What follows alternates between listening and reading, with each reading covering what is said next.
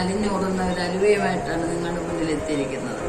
അതിനുവേണ്ടി ഞാൻ ഇന്നൊരു ഫ്രൂട്ടാണ് എടുത്തിരിക്കുന്നത്. ഇതിന് പല സ്ഥലത്ത് പല പേരാണ് അറിയപ്പെടുന്നത്. ഇവിടെ സീതപ്പഴമെന്നും ആത്തിപ്പഴമെന്നും ബ്ലാത്തിപ്പഴമെന്നും ഒക്കെ കേൾക്കാം. നമ്മൾ ഇതിന്റെ പൾപ്പാണ് എടുക്കുന്നത്. പൾപ്പ് നന്നായിട്ട് അരിച്ചെടുത്തിട്ടുണ്ട്. നമുക്കിത് ചട്ടിയിലേക്ക് ഒഴിക്കാം.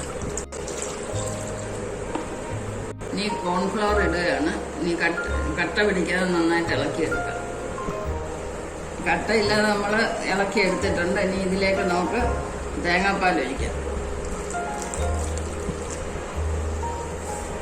മധുരത്തിന് ആവശ്യമായിട്ടുള്ള പഞ്ചസാര ഇടാം.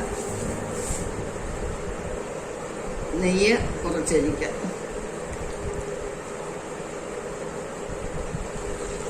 എന്നിട്ട് നന്നായിട്ട് അടുക്കി പിടിക്കാതെ ഇളക്കിക്കൊണ്ടിരിക്കണം. ചെറിയ തീയിലിട്ട് വേണം ഇളക്കാൻ. ഇടയ്ക്കിടയ്ക്ക് നമ്മൾ നെയ്യ് ഒഴിച്ചു കൊടുത്താൽ അടുക്കി പിടിക്കാതെ നല്ല മയത്തി കിട്ടും. ഇത് നമുക്ക് തയ്യാറാക്കാം. നമ്മുടെ ഇത് എല്ലാം കുറുകി വന്നിട്ടുണ്ട്.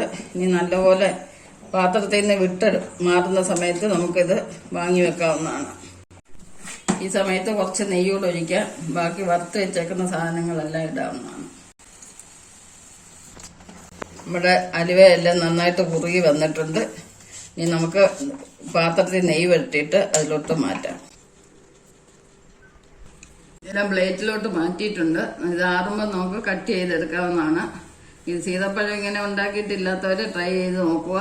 നല്ലൊരു ഹെൽത്തി അലുവയാണ്. അടുത്തൊരു വീഡിയോ ആയിട്ട് വരുന്നതാണ്. അതുവരേക്കും ശുഭദിനം ആശംസിച്ചുകൊണ്ട് എല്ലാവർക്കും ബൈ ബൈ.